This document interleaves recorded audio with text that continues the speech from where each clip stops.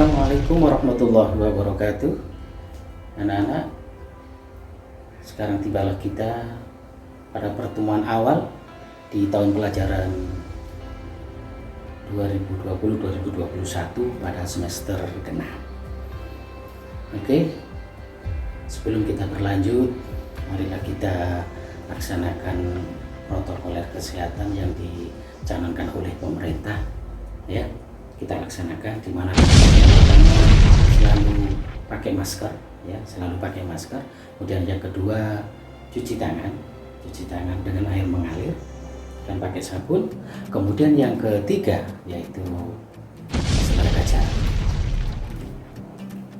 Oke, kita teruskan.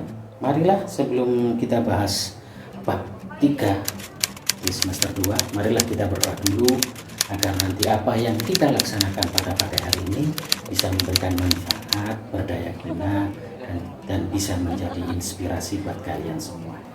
Ya, silakan dengan hikmat berdoa menurut agama dan keyakinan kalian masing-masing. Berdoa mulai. Selesai. Pada pertemuan pagi hari ini, anak-anakku kelas 7, kita sampai pada semester 2, yaitu pada bab 3, yaitu tentang aktivitas manusia dalam memenuhi kebutuhan hidup, ya. Aktivitas manusia dalam memenuhi kebutuhan hidup. Ya. Oke, sebagai bahan literasi sebagai bahan pendahuluan, yaitu pada perkembangannya kebutuhan manusia semakin bertambah. Sedangkan barang dan atau jasa serta sumber daya alam jumlahnya semakin terbatas. Potensi sumber daya alam setiap daerah berbeda-beda sehingga mengakibatkan terjadinya interaksi antar daerah. Maka hal inilah yang bisa mengakibatkan terjadinya sebuah kelangkaan dalam tata perekonomian. Ya, kita berlanjut.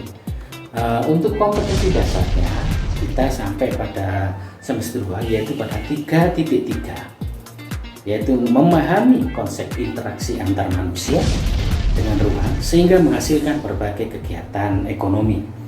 Ada produksi, distribusi, konsumsi, permintaan dan penawaran, dan interaksi antar ruang untuk keberlangsungan kehidupan ekonomi, sosial, budaya Indonesia. Kemudian pada 4.3 menjelaskan hasil analisis tentang konsep interaksi antara manusia dengan ruang sehingga menghasilkan berbagai kegiatan ekonomi. Oke, tujuan pembelajaran kita hari ini yang harus kita capai, pertama, siswa dapat memahami pengertian kelangkaan dan kebutuhan manusia. Kemudian yang kedua, siswa dapat mengidentifikasi jenis-jenis kebutuhan manusia. Kemudian yang ketiga, siswa dapat menjelaskan faktor-faktor yang mempengaruhi kebutuhan manusia. Kemudian yang keempat, siswa dapat menganalisis tentang alat pemuas kebutuhan manusia.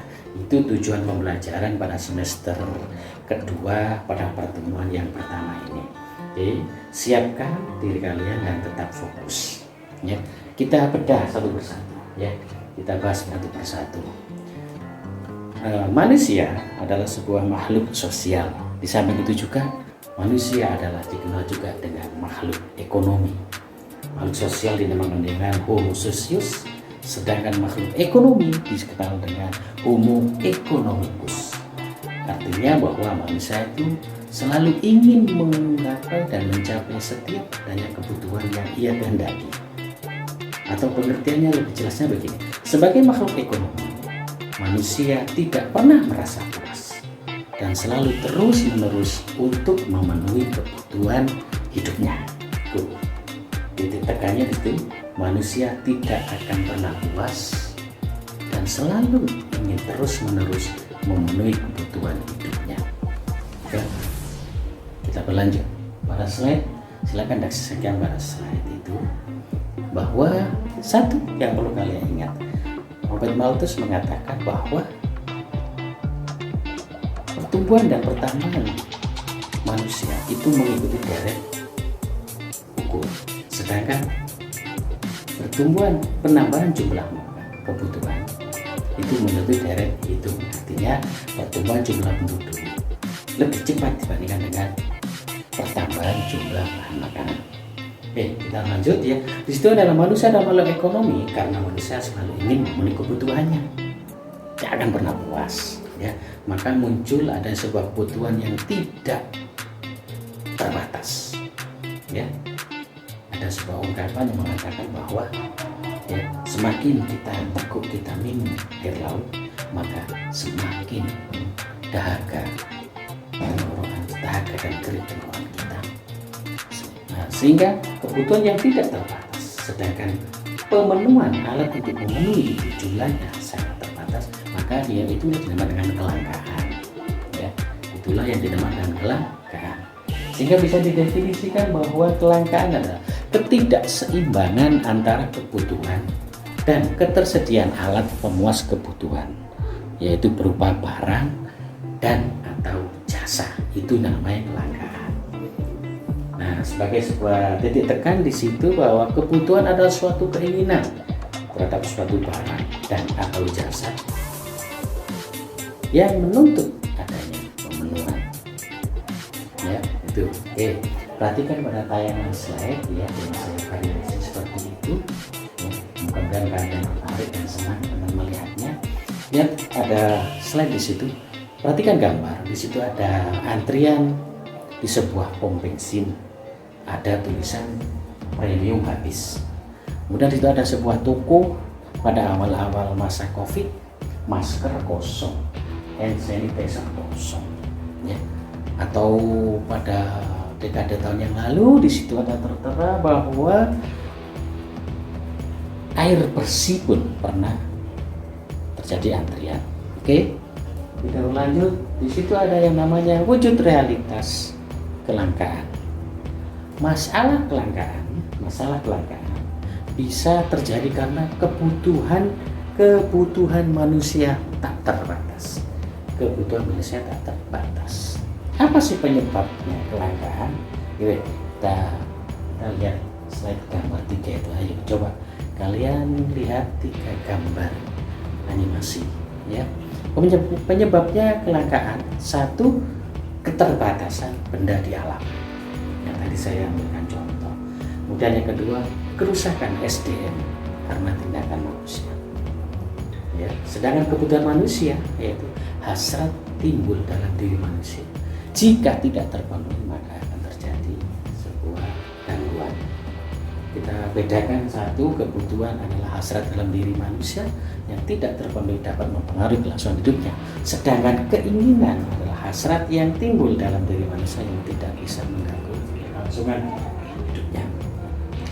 Maka pada perkembangannya ya, kebutuhan manusia semakin bertambah atau tidak bertambah. Sedangkan barang dan jasa serta sumber daya alam jumlahnya terbatas. Dan yang kedua, potensi sumber daya alam setiap daerah berbeda-beda sehingga mengakibatkan terjadinya interaksi antar daerah. Hal inilah yang mengakibatkan terjadinya sebuah kelangkaan ya, terjadinya sebuah kelangkaan. Oke. Kalian harus hemat ya, harus cerdik gitu. Maka sebab bisa saya simpulkan di sini bahwa sebab terjadinya kelangkaan yang pertama yaitu jumlahnya terbatas. Jumlahnya terbatas ya, tidak banyak, tidak cukup. Kemudian yang kedua, sukar untuk memperoleh sumber daya alam. Dan yang ketiga, banyak yang membutuhkan, berebut ya. Yang keempat, faktor geografis penyebaran sumber daya yang tidak sama masing-masing daerah ya. Itu sebab-sebab terjadinya sebuah kelangkaan menurut definisi ekonomi ya. Kita berlanjut, kebutuhan manusia. Yang pertama, kebutuhan manusia dibedakan menjadi 1, menurut tingkat dan kepentingannya. Kemudian yang kedua, kebutuhan menurut waktunya. Yang ketiga, menurut sifatnya. Dan yang keempat, kebutuhan menurut subjeknya. Ya, ini saya ulang yang tadi itu. Silakan kalian lihat itu di slide. Beda antara kebutuhan dan keinginan. Ya. Beda antara kebutuhan dan keinginan. Kita uraikan satu persatu ya. Macam-macam kebutuhan menurut intensitasnya, yaitu ada 1, kebutuhan primer, ada kebutuhan sekunder dan kebutuhan tersier ya. Sedangkan macam-macam kebutuhan dilihat dari sifatnya yaitu ada yang namanya kebutuhan jasmani, ya, jasmani, dan ada kebutuhan rohani. Sedangkan menurut subjeknya yaitu ada kebutuhan individu dan ada kebutuhan yang sifatnya untuk kelompok. Oke, kita berlanjut. Faktor-faktor, ya, faktor-faktor yang mempengaruhi sebuah kebutuhan. Satu, faktor geografis, adat istiadat dan seterusnya, kemudian macam-macamnya ada.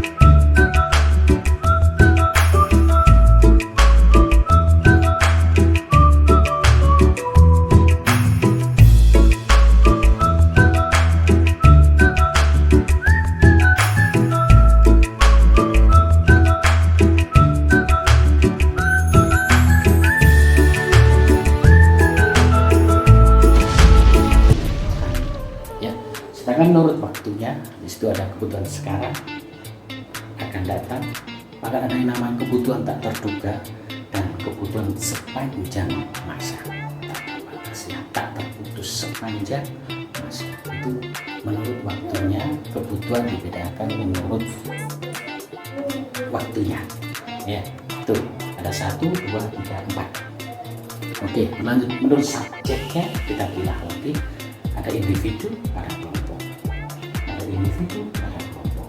Ya, ada individu, ada kelompok. Itu subjek, kebutuhan menurut subjeknya.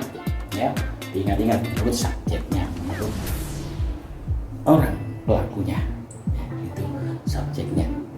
Oke, tuh. Kemudian kita berlanjut sebagai sebuah bahan renungan, ya, agar seluruh kebutuhan kita yang jumlahnya terbatas bisa terpenuhi dengan adil sesuai urutan, maka kita harus menyusun yang namanya skala prioritas. Ya, apa sih itu skala prioritas? Yaitu menyusun sebuah kebutuhan yang diurutkan sesuai dengan keinginan yang paling penting hingga sampai sebuah keinginan yang bisa ditunda, ya, sehingga nanti kita dalam mencapai sebuah kebutuhan terjadi sebuah kebijakan dalam memenuhi kebutuhan. Oke, kita berlanjut. Ya, usaha-usaha untuk mengatasi sebuah kelangkaan sumber daya. Ya, 1, skala prioritas yang tadi itu saya sebutkan. Ya, kita harus menyusun sebuah kebutuhan di ranking, ya, disusun demikian rupa sehingga mana yang paling penting, mana yang kurang penting. Itu penyusunannya biar tidak boros, ya. Kemudian yang kedua, berlaku arif dan bijaksana, ya, berlaku arif dan bijaksana dalam memanfaatkan sumber daya. Jangan waktu kita sekarang kita pikir hanya sekarang, sedangkan yang generasi akan datang tidak kita pikirkan. Sehingga yang ketiga, kita bisa menciptakan sebuah peralatan pengganti atau dikenal dengan substitusi.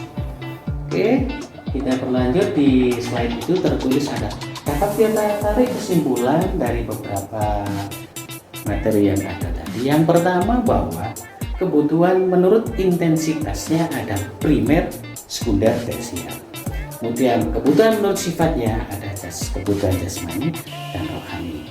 Dan kebutuhan menurut waktunya ada yang kebutuhan sekarang dan kebutuhan yang akan datang, ya. Sedangkan menurut subjeknya ada kebutuhan individu dan ada kebutuhan kelompok, ya. Itu pertama, ya. Kemudian yang kedua yang harus kita renungkan, kita peroleh bahwa definisi dari kebutuhan primer atau kebutuhan pokok adalah kebutuhan yang harus terpenuhi Jika tidak terpenuhi maka akan mempengaruhi kelangsungan hidup. Dan yang kedua, kebutuhan sekunder adalah kebutuhan yang dipenuhi setelah kebutuhan primer terpenuhi. Ya, sedangkan yang ketiga, kebutuhan tersier adalah kebutuhan yang pemenuhannya dapat ditunda. Ya, ditunda pun tidak mengganggu kelangsungan dalam kehidupan kita. Ya, ingat pesan-pesan yang pertama tadi, bahwa ada sebuah peribahasa mengatakan bahwa jika kita haus dan meminum air laut, semakin kita teguk air laut, maka semakin kering akan kerongkongan dan tenggorokan. Artinya tidak akan pernah puas dalam menyikapi keinginan dan nafsu. Kemudian saya masih ingat ada sebuah pendapat dari tokoh India, Mahatma Gandhi. Di situ dikatakan bahwa ya, bumi atau dunia alam ini dapat memenuhi kebutuhan manusia, tetapi tidak akan bisa memenuhi keserakahan keinginan manusia. Itu yang kedua. Kemudian yang ketiga, kita ambil contoh dalam satu ajaran yang pernah diajarkan oleh Nabi kita, Nabi Muhammad SAW, ya, bahwa kalau kita melihat dunia ini, lihatlah ke bawah, ya. Tetapi kalau kita melihat ke orang lain akan sebuah keilmuannya, maka lihatlah ke atas. Itu, ya. Dan yang terakhir dari saya, bahwa apapun yang kita lakukan, ibarat seperti yang diajarkan oleh Nabi Muhammad kita, ya, dalam hal makan saja, seperti bahwa makanlah di saat kamu lapar dan berhentilah sebelum kamu kenyang.